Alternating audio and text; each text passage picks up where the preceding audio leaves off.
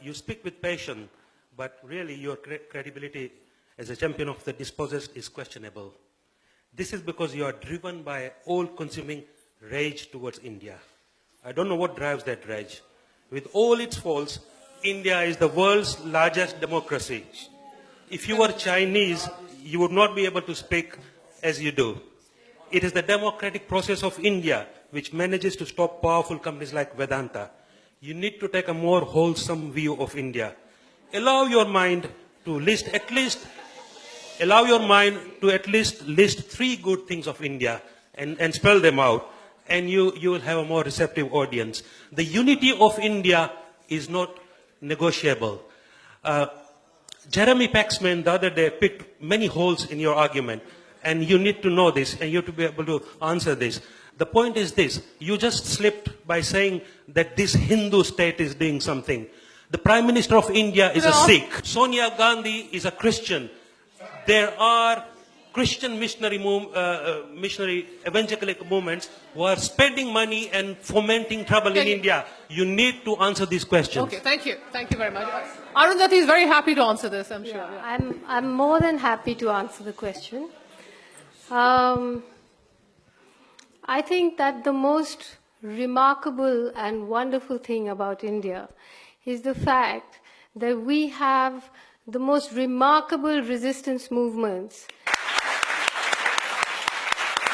You have the poorest people in the world resisting the richest corporations, putting their bodies on the line to ask the world the most profound question the world can be asked, which is to redefine the meaning of civilization, to redefine the meaning of happiness, to redefine the meaning of modernity.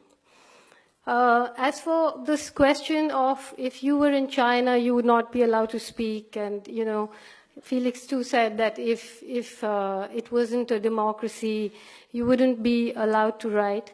It's true. I mean, one is not competing for tragedy here. But one sec. But what I would like to say, though, however, about this freedom of speech in India. Can you imagine, a few years ago, as you all must know, in 2002, there was a pogrom against the Muslim community. I mean, forget about the fact of what is happening in Kashmir, that, 70,000 people have been killed in the name of democracy. But let me just talk about Gujarat. There was a pogrom in which almost 2,000 Muslims were killed, women were gang raped, people were burnt alive, 150,000 people were driven from their homes. In one instance, an MLA, a Muslim MLA called Ehsan Jafri, was sheltering many Muslims in his house because he was a member of a legislative assembly, and people thought that he would be protected, that they would be protected from this mob of about 20,000 who gathered.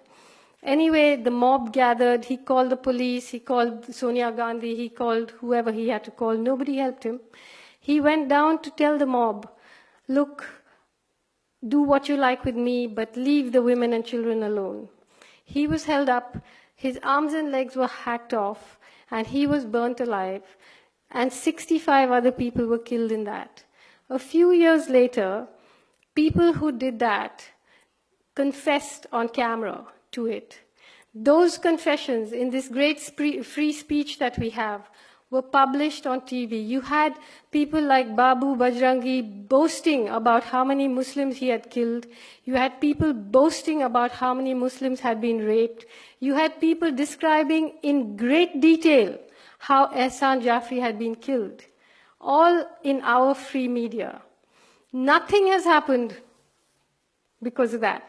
People said it was actually a campaign by the chief minister to get more popularity among his Hindu voters. So you have a situation in which the elite is fused with the state now and believes itself to be the state. So it's not, I mean, those of us who are saying these things are people who love our rivers and our mountains and who are fighting we love the music of the country that we come from. We love it. We don't speak from a position of hate. We speak from a position of absolute love. And that is why we fight so hard. If there wasn't beauty to preserve, if there wasn't absolute adoration, we wouldn't be there. We wouldn't, I mean, I would be living in, I don't know, Mayfair Gardens or something, you know? Why? One lives there because one loves it. And we fight to preserve the wilderness and the beauty of the imagination that still exists, that's still alive in India, which has been lost everywhere else. We fight for that. So please don't give me lectures about hating my country. I don't.